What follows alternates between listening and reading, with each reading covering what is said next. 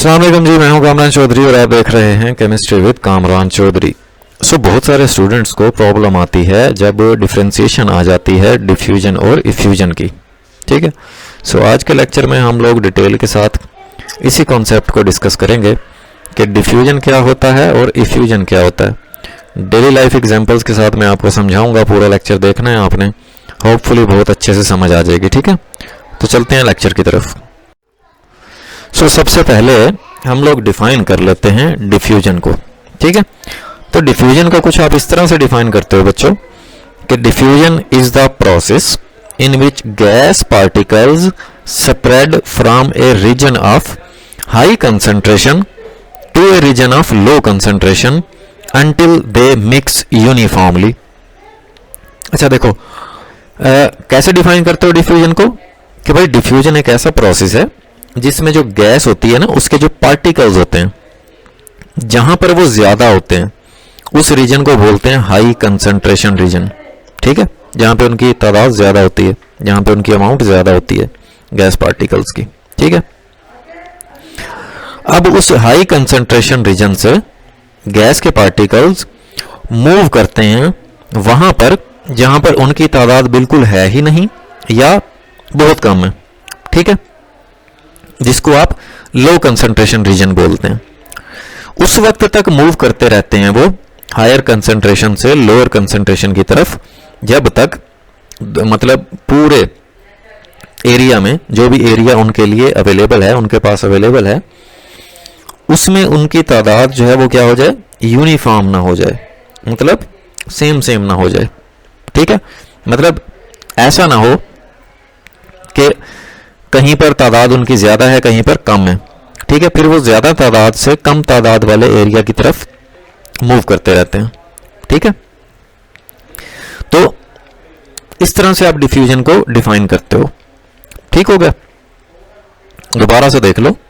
Diffusion is the process, ऐसा process in which gas particles, जिसमें gas के जो पार्टिकल्स होते हैं स्प्रेड फैल जाते हैं from a region of high concentration, high concentration region से to a region of low concentration, low concentration region की तरफ। ठीक है, अंटिल दे मिक्स यूनिफॉर्मली, हत्ता के वो इस तरह से मिक्स ना हो जाएं कि उनकी जो फॉर्मेशन है वो यूनिफॉर्म ना हो जाए।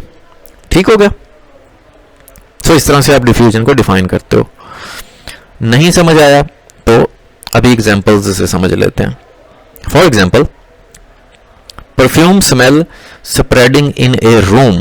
देखो, परफ्यूम की बोतल आपके हाथ में है, आप रूम के ना एक तरफ खड़े हो कहीं पे, जब आप स्प्रे करते हो तो आप देखते हो कि थोड़ी देर बाद पूरे रूम में परफ्यूम की स्मेल फैल जाती है। ठीक है, तो इस प्रोसेस को क्या बोलते हैं, डिफ्यूजन। शुरू शुरू में कहां थे परफ्यूम के पार्टिकल, जैसे ही वो बोतल से निकले, बोतल के करीब थे, आहिस्ता आहिस्ता वो फिर हायर कंसंट्रेशन से लो कंसंट्रेशन की तरफ मूव कर जाते हैं। ठीक है, और लो कंसंट्रेशन कहां पे है, रूम के बाकी हिस्से में, तो वो रूम के बाकी हिस्से में मूव कर जाएंगे।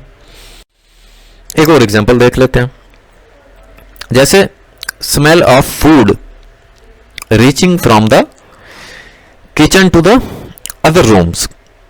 अब खाना पका रही है तो अड्डी अम्मा, ठीक है, तो आप किसी दूसरे रूम में बैठे हो। ठीक है, अब क्या होता है कि उस खाने की स्मेल अगर आपको आपके रूम तक आ रही है तो वो किस प्रोसेस के थ्रू आ रही है, डिफ्यूजन के प्रोसेस के थ्रू आ रही है। ठीक है, क्यों, क्योंकि किचन में ऑब्वियस सी बात है, किचन में हायर कंसंट्रेशन होगी, ठीक है, फूड की स्मेल की, जबकि आपके रूम वाली साइड पे अगर हम देखें तो वो लो कंसंट्रेशन रीजन एरिया है। ठीक है, सो किचन से जो फूड की स्मेल है वो दूसरे रूम्स तक आने का जो प्रोसेस है उसको भी क्या बोलते हैं, हम डिफ्यूजन बोलते हैं। ठीक हो गया, एक और एग्जांपल देख लेते हैं, जैसे स्मोक स्प्रेडिंग इन एयर, धुएं का एयर में फैल जाना, एयर में स्प्रेड हो जाना। अब चाहे वो फैक्ट्रीज का धुआं हो या गाड़ियों का धुआं हो, ठीक है, या जंगलात जो जल रहे होते हैं, आग लग जाती है जब जंगलात में, वो वाला धुआं हो या किसी भी तरह का धुआं हो। ठीक है, तो धुआं क्या करता है, हायर कंसंट्रेशन से लोअर कंसंट्रेशन, अब एयर में उसकी कंसंट्रेशन लो है तो वो एयर में फैल जाता है। ठीक हो गया। सो इस प्रोसेस को हम क्या बोलते हैं, डिफ्यूजन बोलते हैं। ठीक हो गया, समझ आ गई होगी आपको। अब हम डिफाइन कर लेते हैं इफ्यूजन को। इफ्यूजन क्या होता है? Effusion is the process in which gas particle pass through a very tiny hole without collisions from a container into a vacuum और लो प्रेशर एरिया। गैस के जो पार्टिकल्स हैं वो एक छोटे से सुराख से गुजर के, ठीक है, जिसको आप बेसिकली जो सोर्स है उन गैस पार्टिकल का, उसको आप कंटेनर बोल रहे हो। जैसे देखो ना, एक परफ्यूम की बोतल भी है ना, ठीक है, उसको भी आप कंटेनर बोल रहे हो, सही है।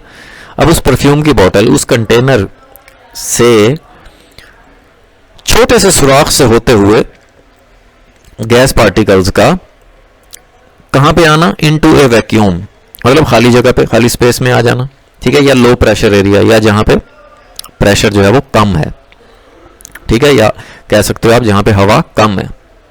ठीक हो गया, एयर कम है, तो इसको हम क्या बोलते हैं, इफ्यूजन। अच्छा देखो, कंडीशन यहां पे क्या लग गई कि एक टाइनी होल से पास होके गैस पार्टिकल्स ने मूव करना है, ठीक है, तो इस पॉइंट को आपने ध्यान में रखना है, इसलिए यहां पे मैंने ये बोल्ड किया हुआ है, ठीक है, कि गैस पार्टिकल्स का पास होना थ्रू ए टाइनी होल। ठीक हो गया। विदाउट कोलिजन का क्या मतलब है कि मतलब इतना छोटा होल होना चाहिए कि एक एक पार्टिकल जो है ना वो निकले एट ए टाइम उस होल में से। ठीक हो गया।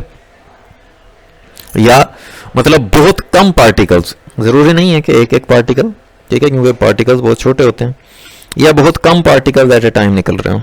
ठीक है, तो ऑब्वियस सी बात है कि अगर बिल्कुल ही टाइनी होल है, छोटा सा सुराख है, तो फिर उसमें से थोड़े थोड़े पार्टिकल्स निकल रहे होंगे बाहर। एग्जाम्पल ले लेते हैं, जैसे air slowly leaking from A balloon. ठीक है, अब आपने बैलून में एयर भर दी और आहिस्ता आहिस्ता उस बैलून के सुराख से एयर का बाहर निकलना। ठीक है, अब यहां पे देखो कि मतलब एक ही सुराख अवेलेबल है ना, ठीक है, तो वहीं से एयर के पार्टिकल्स बाहर निकल रहे हैं, तो इस प्रोसेस को क्या बोल रहे हैं हम, इफ्यूजन बोल रहे हैं। एक और एग्जांपल देख लेते हैं। ठीक है, for example gas escaping from A punctured tyre. अब एक टायर है, उसमें गैस भरी होती है, अगर वो पंक्चर हो जाए तो उस गैस को बाहर निकलने के लिए एक छोटा सा सुराख मिल जाता है, तो उस सुराख से जो है ना गैस का बाहर आना, this process is also a effusion. ठीक है, इस प्रोसेस को भी आप इफ्यूजन बोल रहे हो। एक और एग्जांपल देख लेते हैं। Gas leakage from a cylinder through a tiny hole. Cylinder में गैस है, ऊपर जो है ना उसका जो वॉल्व होता है उसमें एक छोटा सा सुराख होता है, अब उस सुराख में से उस गैस का बाहर निकलना, ये भी बेसिकली क्या है, इफ्यूजन की एक एग्जांपल है। ठीक है, तो ये था बच्चों डिफ्यूजन और इफ्यूजन का टॉपिक। होपफुली आपको बहुत अच्छे से अब इनमें डिफरेंस क्लियर हो गया होगा। ठीक है, वीडियो पसंद आई है तो भाई चैनल को सब्सक्राइब जरूर कर दीजिएगा, वीडियो को लाइक और शेयर जरूर कर दिया करें। Thank you so much.